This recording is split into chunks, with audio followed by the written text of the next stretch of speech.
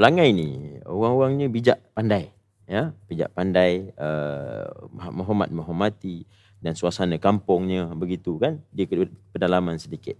Tapi yang saya menjadi kerisauan kepada saya, kalau pelangai ini dia tidak dia bukan saya risau, sorry, maksud saya yang saya cakap, saya nak mempertahankan prestasi versus persepsi ini tadi.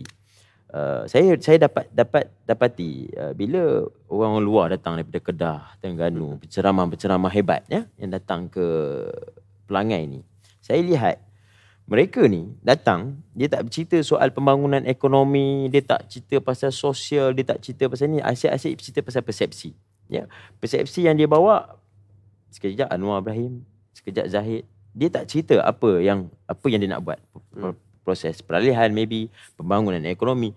Dia hanya cerita buruk sana, fitnah, tomah sini kan.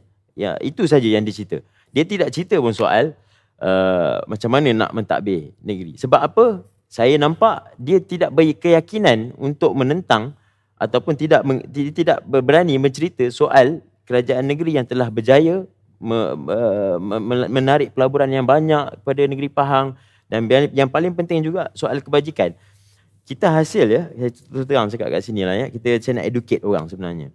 Kalau orang pelangai ini, dia kena sedar kan? Yang paling penting juga, kalau kita negeri boleh dapat hasil sehingga 1.2 bilion ya, 1.2 bilion, dan kita pulangkan balik kepada rakyat di Pahang, semua merasa, termasuklah Felda tu sendiri merasa. Nak kata Felda ni agak sukar kepada ni, saya rasa orang Felda di Pahang ni berbeza sikit dengan Felda di negeri-negeri lain. Kalau kita cerita juga soal prestasi, daripada 1.2 bilion tu, banyak kita bagi kepada rakyat Pahang ni bantuan-bantuan yang tak ada juga di negeri-negeri lain, yang tak boleh negeri lain replicate. Sebab tu bila dia datang, yang saya rasa orang pelangai kena sedar. Dia datang, dia hanya cakap soal fitnah, tomahan, persepsi. Dia tak cakap pun. Akhirnya saya risau satu juga. Bila mana hari ni dia datang, besok dia balik. Yang menjaga kaum kampung ni, kerajaan negeri Pahang dan orang kampung tu sendiri. Ini yang kita risau kan. Apa yang berlaku hari ni, politik hari ni di Malaysia ni, kita asyik bercakap soal persepsi.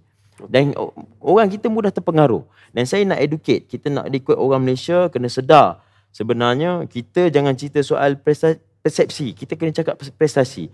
Inilah yang penting. Sebab tu saya sangat tekankan soal prestasi versus persepsi ini.